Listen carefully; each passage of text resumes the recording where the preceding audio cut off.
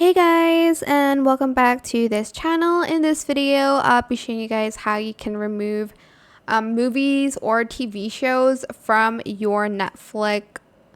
What is going on with me? Netflix list.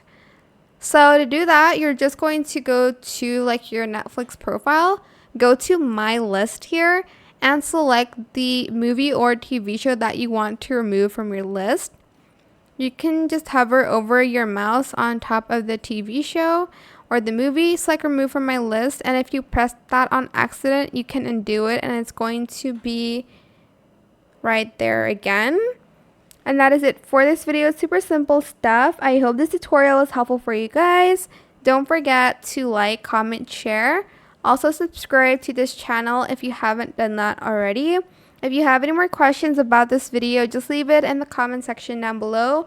I'll try my best to answer them all for you guys. And if you found this video helpful, please click the thanks button as well. That is it. Thank you so much for watching. Bye.